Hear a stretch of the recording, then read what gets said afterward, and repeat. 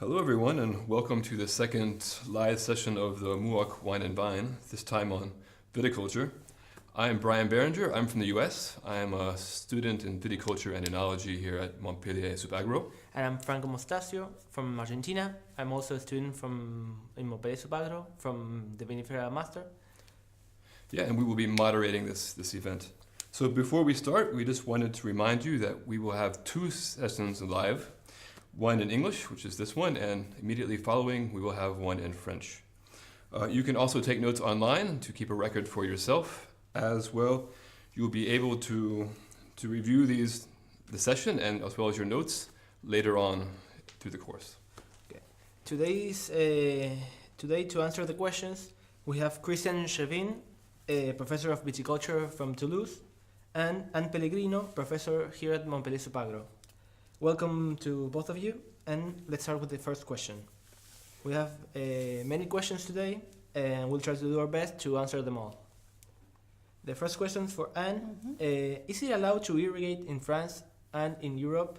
And is it possible for all the appellations? Okay. So I will mainly talk about the regulations in France, which just changed last September. Before, in the past, from 2006 up to 2017, it was allowed to irrigate up to the 1st of May, and after it was forbidden to irrigate from the 15th of August up to the harvest. And the rules just changed, so this is for the appellation d'origine contrôlée. Actually, it's allowed to irrigate from the 1st of May. Before it was it was forbidden up to the 15th of June. Now we will be able to irrigate from the 1st of May, so earlier, but again it will be forbidden to irrigate after the 15th of August. For the other appellations, vin de pays, IGP ou vin sans appellation, vin sans origine géographique, it is allowed to irrigate again up to the 15th of August. The main changement of the irrigation rule for France is now it's allowed to use underground irrigation system. It was forbidden in the past because it makes more difficult the possibility to control when wine grower is irrigating. Great, thank you. Second question is for Christian. And Christian, what is a rootstock and why do we graft and how do we choose a rootstock and on what basis do we? Yeah, I think it's a good question. So a rootstock, we have a picture for that. So the picture is on? Yes. Yeah, so to the left part we have a grafted piece of the rootstock is the bottom part. The rootstock is a cultivar that is adapted to the soil. And the top part, within the red part, is the cultivar that is going to bear the berries. The rootstock was originally chosen to be resistant to phylloxera. That is an insect imported to Europe and causing great disasters. But nowadays, I mean, the rootstock is adapted to the soil, and it has also to be adapted to the grafting shoot, to the cultivar that bears. So it's a combination of both adaptation to the soil and adaptation to the cultivar that bears the fruit, giving vigor or less vigor, and so on. Okay, thanks. Next question is for Anne. What are the different training systems and what is the difference between pruning and training systems? Okay, during winter, you may want to control the number of buds you will let for the next season. And to control this number of buds, you will cut the cane, the shoots that grew during the preceding season, and this is called the pruning. So there are different ways to make the pruning. You can proceed to a spur pruning. In this case, you will keep only 2 buds on the little spur, and you will keep a certain number of spur on the vine. Or you can use what we call a cane pruning. In this case, you will keep one big shoot, one cane or a few canes, and on each canes you will keep several buds. For instance, in France, most of the time we keep between 6 and 8 buds on one cane, but in other countries we can keep more and more canes on the plants. And there is other what we call the mechanical pruning or the minimal pruning or the non-pruning.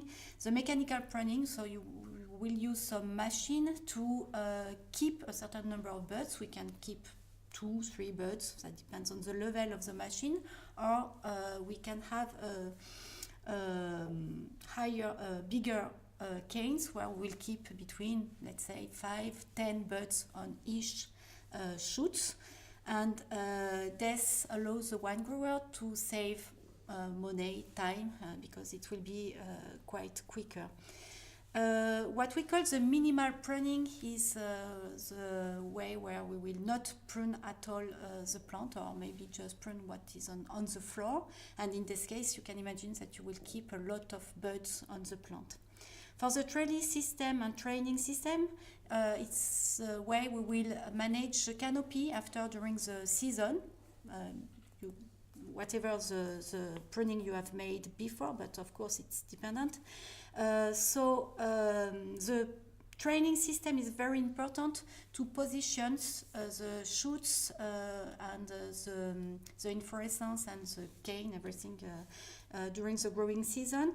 And you will try to optimize this training system to optimize the sun exposure, the microclimate within the canopy, also to control the vigor of the plant. And the main role of this training system is also to facilitate some cultural operation, to facilitate the spraying if you need to spray against the disease. And again, there are several types of training system. I will not detail them here because it will take too long time. We will give you some reference of book on the forum if you are interested to go further. But there are some divided or non-divided training system for vertical trellis. So if you have a non-divided training system, you will have the canopy which is only in one plan. If you divide the training system, you will double the canopy and the buds and also the yield. Thank you. We have a follow-up question for Anne. And this is, why do the primary buds often stop growing during minimal pruning? Because in this case, when you have a minimal pruning, you keep a lot of buds on the grape. So first you have an acrotony bud burst. So the buds which are at the top of the shoots will burst first. And after, the more you keep a high number of buds, the less the percentage of bud bursts will be important. So not all the buds will burst. You can have 30-40% only of the buds that will burst. But the minimal pruning is still a very interesting pruning system, a non-pruning system, because you will increase the number of shoots on the plant. Of course, they will stop earlier because the canopy will grow faster at the beginning of the cropping season, but you will increase the yield and you will modify also the bunch size. You will have smaller bunches on the plant with less berries, and the berry will be also smaller, which can be interesting in terms of organoleptic components in the berries. For Christian, maybe can you tell us a bit of mechanization of the pruning and the evolution of this system? Yeah, it's certainly an area with lots of innovation. The early mechanization of pruning was pre-pruning with horizontal disc, chopping the vine, the canes, and opening when the pole was arriving. So it was going fast on the rows, and nowadays We have a lot more camera-driven mechanization. We have precision pruning, mechanical precision pruning. So it's really developing at the moment, and it's very interesting for viticulturists because it reduces the cost of this area. It's never going to be maybe as good as main pruning, but clearly the results shows very interesting quality of wines. So it's developing at the moment.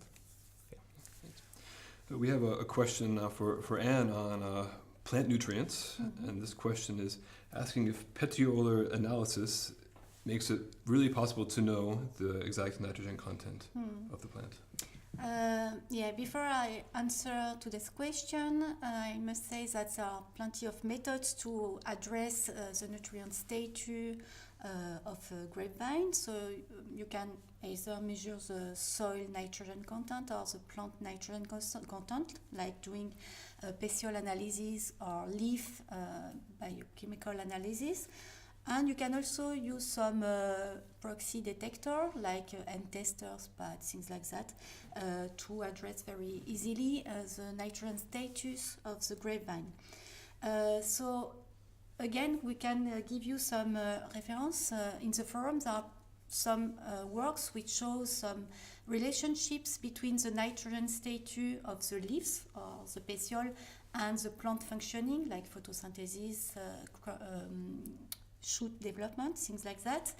But all these relationships are really cultivar dependent, and it's really difficult to define some threshold for all the cultivars on these types of measurements, like petiole analysis. Also, they depend on the type of production. If you want to produce a white wine or a red wine, you will not try to reach the same levels of nitrogen status like in the must. You will not look for the same, exactly the same nitrogen content in the must. So that depends on the quality you want to reach and the type of product. But can we show a picture where some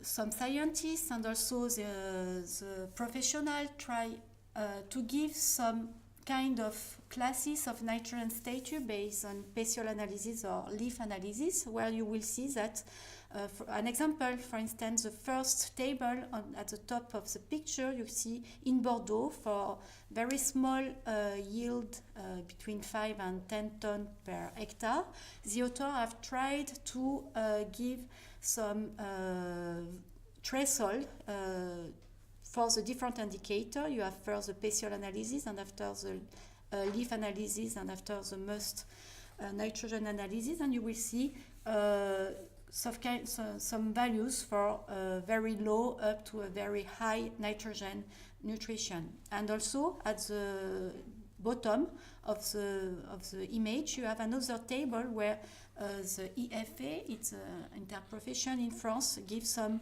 order of values for what we call the good nutrition and excess of nutrition, and a very low nutrition in nitrogen based on leaf or petiole analysis. Thanks. For Christian, it is said that many nutrients and minerals don't play a factor in the aromatic profile of a wine. What is the meaning of the term used mostly for describing wines as mineral? Yeah. I think it's a good question. I think lots of specialists do not agree on that at the moment. The minerality of a wine is a question of debate.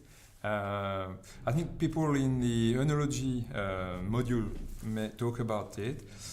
For sure, I've heard about minerality when talking about an old Riesling that can smell some hydrocarbons, or some wine with a lot of SO2 that can smell a bit the sulfur. That's mineral for sure. After that, my understanding of minerality may be related to some tartaric acid that is considered to be a hard acid in a taste, but for sure it's a debate at the moment. So people can use it a bit too easily, I think. Okay, great. Another question for Christian is, since grape berries at the beginning look quite the same, how can they be distinguished whether they will become red or white Okay. berries, or if they're red or white cultivars? Okay.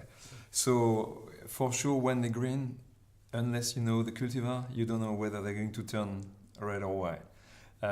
Once you get them red, you can either get white wine of them or red wine, or pink wine. So depending the amount of anthocyanin, the pigments, depending the amount of anthocyanin you get, if you press the grapes straight ahead after harvest, if the juice is clear, you have a chance to make a white wine, even with a red cultivar. If it's pink, that's it. When it's light pink, you can use resin to change the color. And people again will talk about it in the enology diploma, in the enology module. If you have, in some particular case, you have pigment inside the pulp, inside the berry, for sure you'll get red wine from these ones because they're too high in pigments. Thank you. Thank you very much.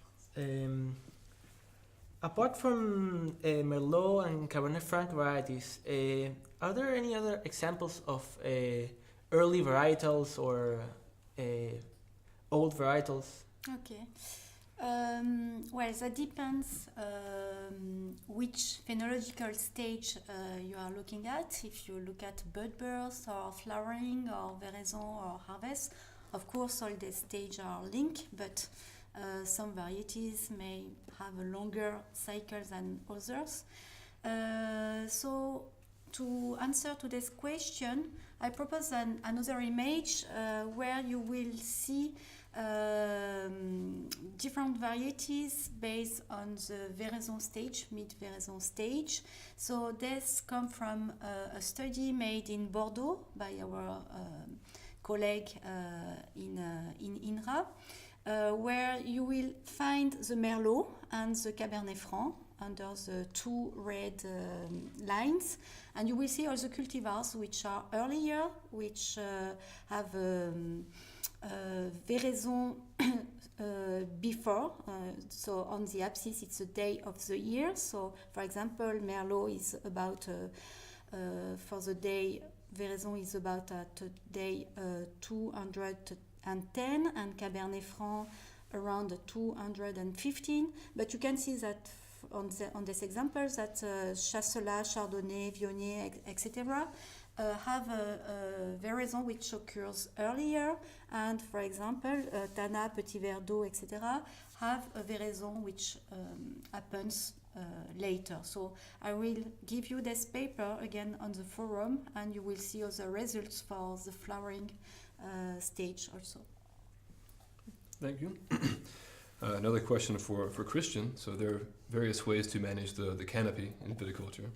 And does this canopy management have any effect on the outcome of the wine, an aroma or texture or color? Yeah, for sure. Yeah. For sure. Huge effects. Completely depend on the climate, the cultivar. For example, I mean, some example is probably obvious, like if you have a few leaves only, you get less sugar and less aroma precursors. If you have too many leaves, your bunch is not going to dry on a wet morning, so it may get rots. So this would alter aromas, this would alter lots of characteristics. So for sure, canopy management is critical. Okay, thanks. About canopy cultivation, what are the, in terms of water management, what are the effects of the cultivation in the aisles of the vineyard? What are the effects of the water in the water? management? Okay. I'm not sure if you mean the cover cropping in this question, or I think that might be what they're referring. You have seen in this module an exercise with the water balance model. This water balance model can be include the effect of cover crop.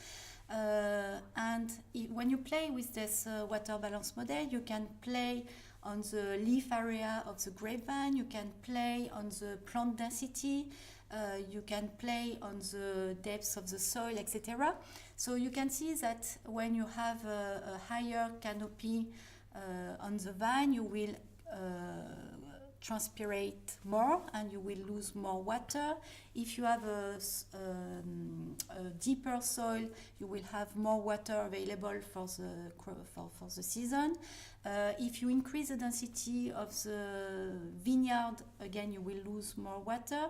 So if we include the cover crop also in this kind of model, we can address the effect of a cover crop on the water consumption, and we can try to optimize the water budget depending on the inputs and the output of these systems. So of course when you use a cover crop, you need to make sure that you have enough water for the grapevine. So it may be necessary to regulate the size of this cover crop, and also the period when you keep this cover crop. If you have some period with a very low inputs, low rainfall or things like that, it may be necessary in some situation to remove this cover crop to avoid any stress for the plant.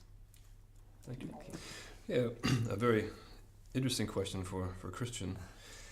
If we are working in our vineyard and we have a very limited budget, what would be the best management approach to this? That's a big question, Yeah. I guess. But it's an interesting question. I would say first, are people growing vines for pleasure or for commercial purpose? That would be the first thing to answer. And then if it's commercial purpose, the objective is important, whether they want quality or whether they want quantity. That's definitively the first question to ask. And then according to that, they would adapt their vineyard management for bearing more or less bunches, I guess, and going for quantity or for quality. But there is nothing to put first. I mean, I think it's interesting to work. If you have a market for a big quantity of wine, it's interesting. It make you live a bit. So I guess that's. I think it's a big question. Yeah, for sure. Okay. According to the bud burst of the vines, what are some practices that we can do in cases when, due to warm weather, we have early bud burst, and to protect it? I mean, in this question, the what is underlying this question is the risk of frost, probably. With the warming of the climate, we observe earlier bud bursts, because bud bursts depends on temperature, and we also observe high fluctuations of temperature between very high temperature and very low temperature, and the risk of frost is increasing with this climate changing. So what can you do in this context? So you can play with the pruning. So you have to know that the later you prune, the later will be the bud burst, because you have an acrotony of bud burst on the shoot. So you can proceed by a first pruning, where you will keep a high number of buds on your cane, and if you have some frost, the first buds that will frost are the one which burst first, which are the one which are at the top of the shoots. So you can still have the burst of the other bud later on. And another possibility is to use water, spray irrigation at the period of bud burst. If you have some frost, that will avoid some frost on your buds. Yeah. Following up on irrigation, if you need to do a hydrological assessment, how would you do that, and what does that mean exactly?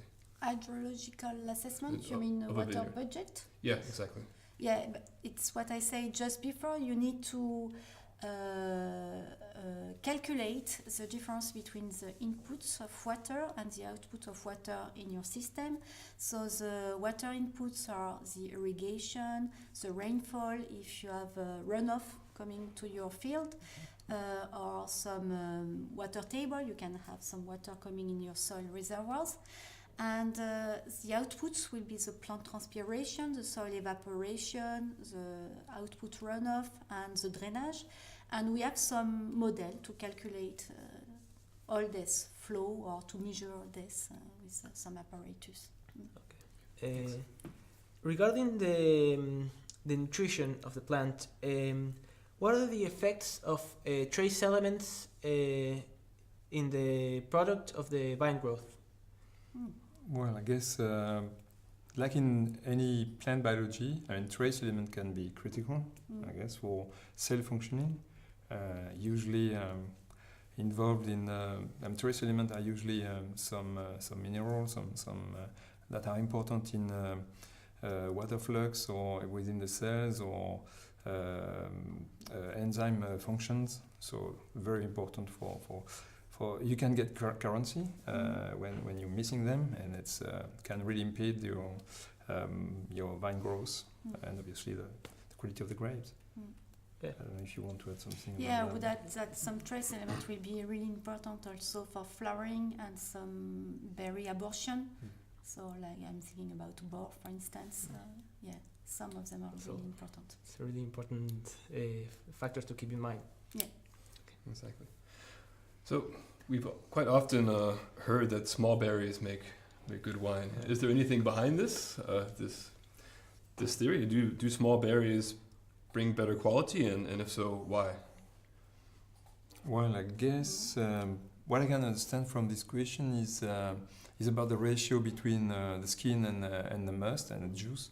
Obviously, I mean, most aroma precursors and pigments and tannins are often in the skins.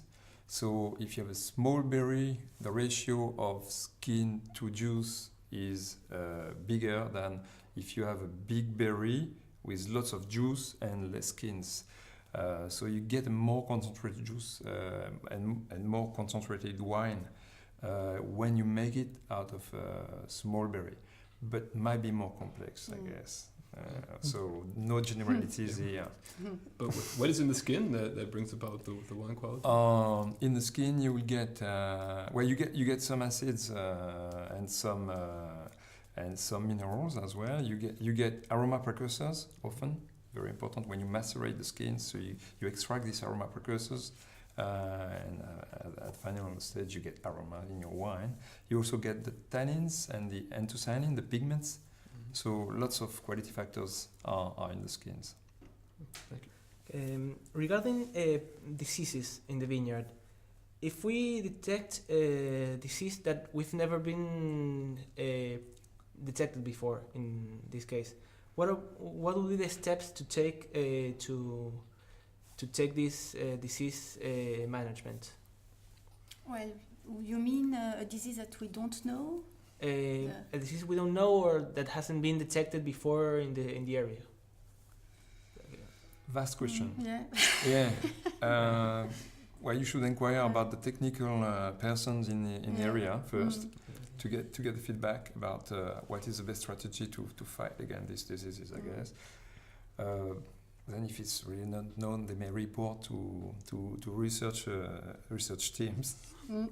But yeah, it's bad luck when you don't know what's going to happen to you.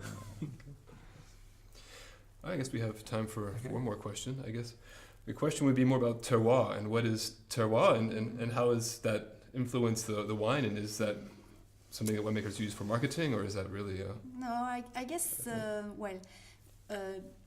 behind this concept of terroir, there are many things. There is first the climate, which is quite important. We have been talking about climate in this module. The climate will determine the plant phenology, the plant functioning, the yield and quality elaboration. In this concept of terroir, you have also the soil, which is quite important in terms of plant nutrition, water alimentation, and nutrient alimentation. But also in this concept of terroir, you have the human role, and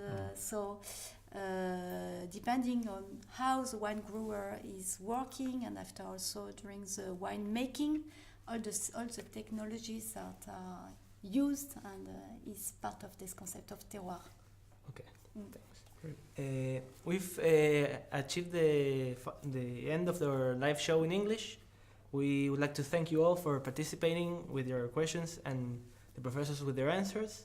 We're gonna leave you for the French session, and we'll see you next week. Thank you. Thanks for your support, and Yes, thank you very much. thanks to all participants.